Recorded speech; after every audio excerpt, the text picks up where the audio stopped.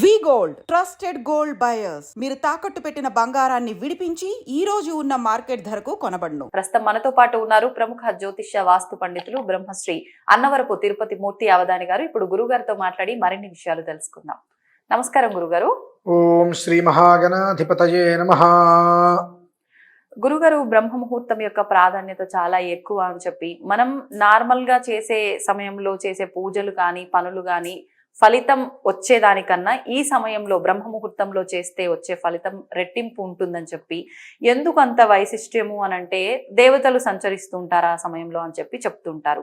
అసలు కరెక్ట్ గా బ్రహ్మ ముహూర్త సమయం ఎప్పుడు అని అంటే 3 నుంచి 4 అని చెప్తారు, లేదు అంటే సూర్యోదయానికి ముందర ఒక 40 నిమిషాలు అంటారు, రకరకాలుగా అంటుంటారు. అసలు ఆ సమయం కరెక్ట్ గా ఎప్పుడు, నిజంగా ఆ సమయంలో చేస్తే రెట్టింపు ఫలితం ఉంటుందా, ఎలాంటి ఆరాధనలు చేయాలి? తప్పకుండా. యద్బ్రాహ్మణానాం బ్రహ్మ నివ్రతం అని నాకు ఒక పేరు. ఇది బ్రాహ్మీ ముహూర్తం. దీనికి మన వాళ్ళు బ్రహ్మ ముహూర్తం అని పేరు మార్చేశారు. బ్రాహ్మీ ముహూర్తం. ఇప్పుడు మీరు ఒక మాట ఉన్నారు చూసారండి, మామూలు సమయంలో కన్నా ఆ సమయంలో చూస్తే ఎక్కువ రెట్టింపు ఫలితం చెప్పి, అసలు చెయ్యవలసిన సమయమే అది. కానీ అప్పుడు మనం దేవతార్చన అనేటువంటిది చెయ్యవలసిన సమయమే అది. మనం అప్పుడు చెయ్యట్లేదు కాబట్టి విడిగా ఇంకెప్పుడో చేసుకుని ఎప్పుడో ఒకనాడు ఆ రోజు నాడు చేద్దామని చెప్పి మనం ముందుకెళ్తున్నాం వాతావరణంలో. కానీ అనునిత్యము కూడా మనకు ఉషోదయం, అరుణోదయం, సూర్యోదయం 3 ఉదయాలు ఉంటాయమ్మా. ఉషోదయం తర్వాత అరుణోదయానికి సూర్యోదయానికి మధ్యలో సమయం బ్రాహ్మీ ముహూర్తం. ఉషోదయం అంటే మార్నింగ్ మనకు 3 గంటల నుంచి వస్తాయి. ఎర్లీ మార్నింగ్ 3 గంటల నుంచి ఎప్పటి వరకు? ఉషోదయం అనంతరం మనకు సూర్యోదయానికి 2:30 నుంచి 3 గడియలు. గడియ అంటే 27 నిమిషాలు సమయం. అంటే దాదాపు గంట కనీస మాత్రం గడియని లెక్క తీసుకోవాలి. ఇక మనకు అవకాశం లేదంటే గడియ లెక్క తీసుకోవడం అనేటువంటిది ఆ సమయం. ఏంటి, సూర్యోదయానికి ముందు చేయవలసినటువంటి విధానం. కానీ మనం అది చెయ్యట్లా. అది చెయ్యకపోగా ప్రత్యేకంగా బ్రాహ్మీ ముహూర్తంలో ఏదో చేస్తే ఇంకేదో వస్తుంది అని అనుకుంటున్నాం. ఎప్పుడూ చేయకుండా ఒక రోజు నాడు బ్రాహ్మీ ముహూర్తంలో ఏదో చేస్తే ఇంకేదో వస్తుందనే మాట అబద్ధమే. నువ్వు ఏదైతే చేయాల్సింది ఉందో ఆ రోజు నాడు దాన్ని సక్రమంగా చేసావు. సక్రమం అనేటువంటిది నువ్వు ఎప్పుడైతే నీ యొక్క జీవితంలోకి తెచ్చుకున్నావో ప్రతిదీ సక్రమంగానే వస్తుందిగా. దేనివల్ల వీటికి ముఖ్య కాలాతిక్రమణ అని ఉంటుంది. వీటిల్లో సక్రమము అక్రమము ఉండవండి. సక్రమం లేదంటే ముఖ్య కాలాతిక్రమణం అంటే ఏ కాలంలో అయితే నువ్వు నిర్వర్తించాలో ఆ కాలాన్ని అతిక్రమించావు.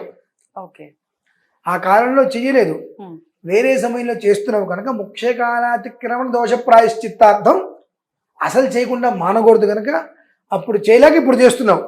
అంతేగాని అప్పుడు చేస్తే ఏదో విశేషమైన ఫలితం వస్తుంది అనేటువంటిది కాదు. అది నీకు ప్రతినిత్యం నువ్వు ఎలా నిద్రపోతావో, ఎలా భోజనం చేస్తావో, నీ నిత్య జీవితం ఎలా అయితే ఉంటుందో ఆ నిత్య విధానంలో అదొకటి. దాన్ని మనం తీసేసి ఇవాళ బ్రాహ్మీ ముహూర్తం అని తీసుకొచ్చాం కొత్తగా. బ్రాహ్మీ ముహూర్తం అని ఇవాళ కొత్తగా జనాలకి తీసుకొస్తున్నాం. కానీ నిరవధికంగా నిత్యము నైమిత్తిక విధానం తీసేస్తే నిత్య విధానంలో ఆచరించవలసినది ఏదైనా ఉన్నది ప్రాథమిక అర్చన అనంటే అది బ్రాహ్మీ ముహూర్త సమయం. మేము మామూలుగా ఈ బ్రాహ్మీ ముహూర్త సమయంలో కనీసం 4 నుంచి 5 నిమిషాలు ఒక గడియ కూర్చోగలిగితే అదృష్టం, లేదు 3 గడియలు ఉంటామంటే యోగం. ఏమీ లేదంటే కనీసం ఒక 4-5 నిమిషాలు ఉంటాను అంటే ఆ సమయంలో సర్వమానవాళి కూడా దృష్టిని భ్రూమధ్యంలో నిలిపి ఓంకారనాదం చేయాలమ్మా. మెడిటేషన్ అని చెప్పి మామూలు భాషలో. ఆ మెడిటేషన్ కూడా మనం 6-7 8 క్లాసెస్ పెట్టుకొని చేసుకుంటూ ఉంటాం. అది మెడిటేషన్ కాదు, ధనటేషన్. దానికి ఇంత ఫీజుని కట్టాలి కదా. ఆ సమయంలో చేసేదే మెడిటేషన్. అంటే మిగతా సమయాల్లో చేసే మెడిటేషన్ పని చేయదు అంటున్నారా? అది మనం ప్రశాంతంగా కూర్చున్నాం అనేటువంటి ఫీలింగ్ కోసమే. ఎందువల్లనంటే ఆ తెల్లవారు ఇప్పుడు మీరు 10 గంటలకి ఉదయం పూట నేను మెడిటేషన్ చేస్తా అంటారు. 8 గంటలకి ఇలా కూర్చోగానే అవి ఇవేదో సౌండ్లు చెవులకి డిస్టర్బెన్స్ ఉంటాయి. తెల్లవారుజామున మీరు ఆ ముహూర్తంలో కూర్చోండి, ఏమీ ఉండవు. ఒకవేళ పల్లెటూరు అయితే ఆ పిచ్చుకలు పిట్టలు కలకల ధ్వని అవి తప్ప ఇంకేం ఉండవు. అంతటి ప్రశాంతంగా కూర్చున్నప్పుడు ఈ దృష్టిని భూమధ్యంలో నిలిపితే మనం సాక్షాత్తు ఆ పరం జీవితం మనకు అక్కడ కనిపిస్తుంది. కానీ అలా దృష్టిని నిలపడం అందరికి సాధ్యపడదేమో కదా. అందుకనే ఆ 4-5 నిమిషాల సమయం చెప్పా. ఆ తెల్లవారుజామున సమయంలో మనం అలా మెడిటేషన్ గా కూర్చున్నప్పుడు మనకు నిద్ర వచ్చేస్తుంది. అవును. ఆ 4-5 నిమిషాలు మన స్పృహలో ఉండం. ఆ సమయం చాలమ్మా. మనం అనుకునేటువంటిది ఏది బయట జరిగేటువంటిది మన చెవులకి వినిపించకుండా మనస్సును అలా వదిలేసేస్తే శరీరాన్ని అది అలా నిద్రలోకి జారుకుంటుంది. కానీ అది నిద్ర కదమ్మా, ఒక యోగం. అది ఇంత సమయం మాత్రమే ఆ యోగం ఉంటుంది. ఆ సమయంలో మీరు చేసేటువంటిది ఒక్కసారి చేసిన 10 టైమ్స్ ఫలితం వస్తుంది. అది అక్కడ మనం చేయవలసింది ఓంకారం. దాన్ని మానసికంగా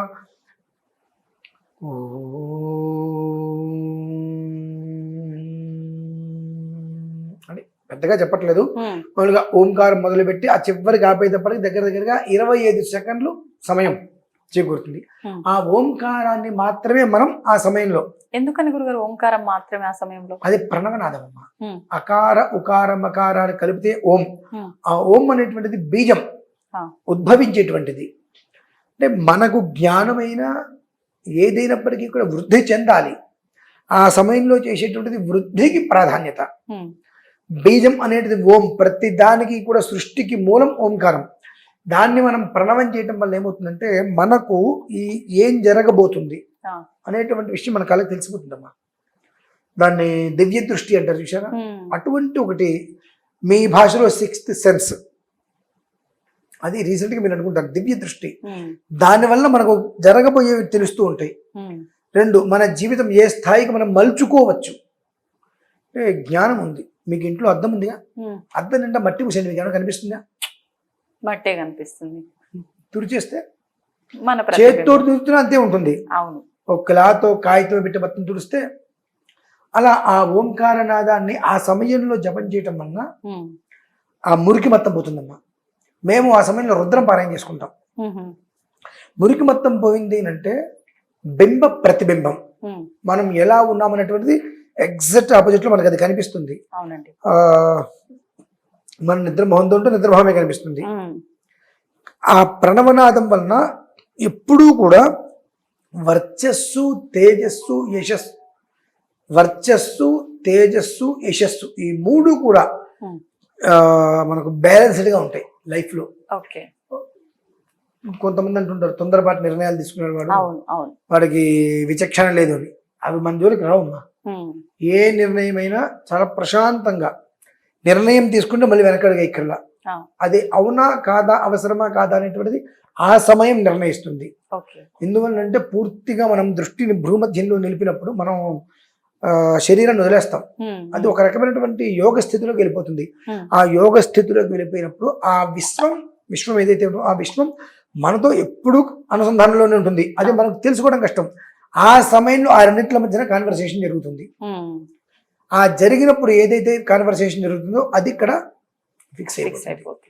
అందుకని తెల్లవారుజామున లేచి అనుష్ఠానం కానీ ఏదన్నా చేసేటువంటి వాళ్ళు ఎప్పుడు పీస్ ఆఫ్ మైండ్ అంటారు చూసారండి, అలా ఉంటూ మనం చూస్తాం చాలా మందిని.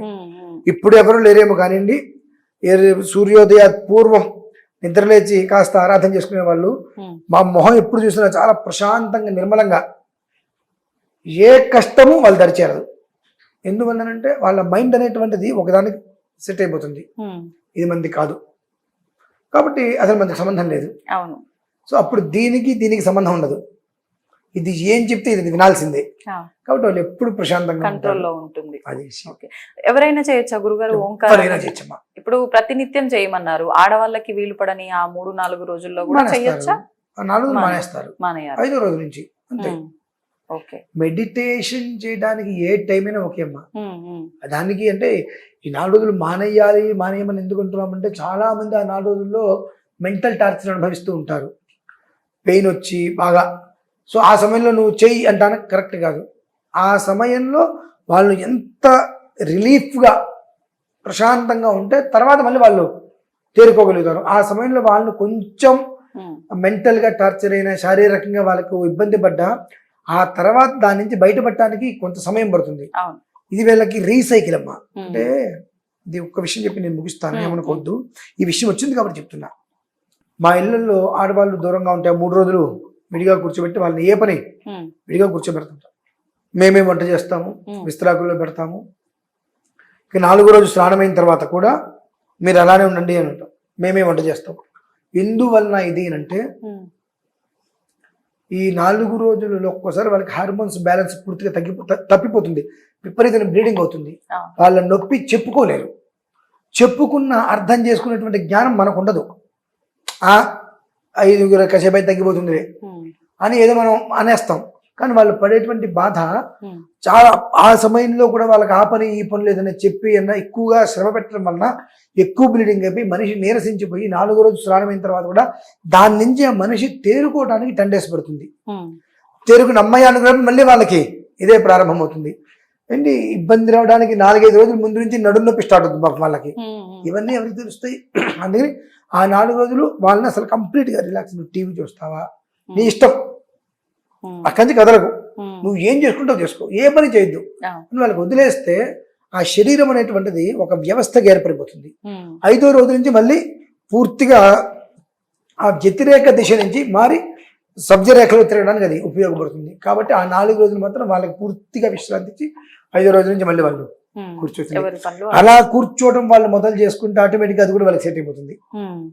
ఇప్పుడు ఈ ధ్యానం చేసుకునేటప్పుడు అంత ఎర్లీ మార్నింగ్ 3-3:30 సమయంలో అని అంటే చాలా మంది 4 గంటల సమయం, 4 గంటలు అనుకోండి, స్నానం ఆచరించొచ్చా? ఆచరించే ఓంకారం చేస్తున్నాం కాబట్టి చెయ్యాలా, లేదంటే అవసరం లేదు మనం కాలకృత్యాలు తీర్చుకొని మొహం కాళ్ళు చేతులు కడుక్కొని చేసుకోవచ్చా?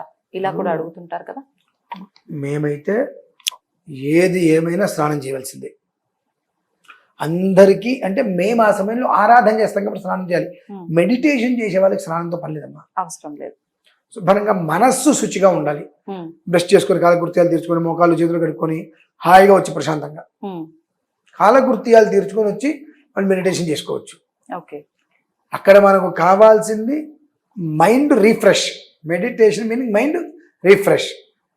ఎప్పటికప్పుడు అప్డేట్ కావాలి. అది అప్డేట్ కావాలంటే ఇక్కడ ఎలాంటి టెన్షన్స్ ఉండకూడదు. ఆ టెన్షన్స్ లేకుండా ఉండాలంటే ఆ సమయంలో చుట్టుపక్కల జరిగేటువంటి ఈ చిటికి సౌండ్ కూడా మనకు రాదు కనుక మనకు చిటికి రాదులేండి, చిటికి సౌండ్ రాలా. ఆ చిటికి సౌండ్ కూడా మనకు రాదు కనుక మైండ్ చాలా పీస్ఫుల్గా ఉంటుంది. ఆ సమయంలో ప్రశాంతంగా మనం కూర్చుని అన్నిటిని వదిలేస్తే ఈ 2 కళ్ళు భూమధ్యాన్ని చూస్తున్నప్పుడు మైండ్ అలా నిద్రలోకి జారిపోతుంది. జారిపోయినప్పుడు ఆ విశ్వం అనేటువంటిది మనతో పూర్తిగా కాన్వర్సేషన్ జరుగుతుంది. అది ఏదైతే చెబుతుందో దానికి మన మైండ్ రోజు రోజు రోజు రోజు రోజు రోజు రోజు సెట్ అయిపోతుంది. ఆ తర్వాత ఇక దేనికి ఎమోషనల్ కావు. మెడిటేషన్ ఈ బ్రాహ్మీ ముహూర్తంలో చేసేటువంటి దీనివల్ల ఏంటి మనకు యూజ్ అంటే ఎమోషనల్గా ఫీల్ అయిపోం. ఒక మనిషికి చాలా దగ్గరగా బాండింగ్ అయిపోతాం. ఒకవేళ తేడా వచ్చింది అదే నవ్వుతూ పక్కకి వెళ్ళేస్తుంది. సో ఎవరైనా ఏదైనా చెప్పినా అది నిజమవుతాం, మనం వెళ్ళాం, కోపాలు వచ్చేస్తాయి, విడిపోతాం. సో అటువంటి స్టేజ్లో కూడా ఈ సమయంలో వీళ్ళు చేసిన దానివల్ల ఓకే ఏదో జరగడం జరిగింది, నువ్వేంటి అని గొడవలు వస్తాయి. కొన్ని రోజులు మనం దూరాన్ని మెయింటైన్ నవ్వుతూ మాట్లాడదాం, దూరాన్ని మెయింటైన్ చేద్దాం. సో ఒక 10 రోజులకి 20 రోజులకి 30 రోజులు తేడా తెలిసిపోతుంది ఎవరు ఏంటనేటువంటి విషయం. అప్పుడు మళ్ళీ చక్కగా మన ప్రేమగా దగ్గరికి రావచ్చు. నువ్వెంత అంటే మళ్ళీ తప్పు కాదని తెలిసినా మనం తొందరపాటు నిర్ణయం తీసుకున్నాం కాబట్టి మాట్లాడలేము. సో ఇటువంటివి జ్ఞానం అనేటువంటి వృద్ధి తీసుకొచ్చి మనిషికి బ్యాలెన్స్డ్ లైఫ్ని ఇస్తుందమ్మా. అది ధన్యవాదాలు గురుగారు, చాలా మంచి విషయాలు తెలియజేశారు.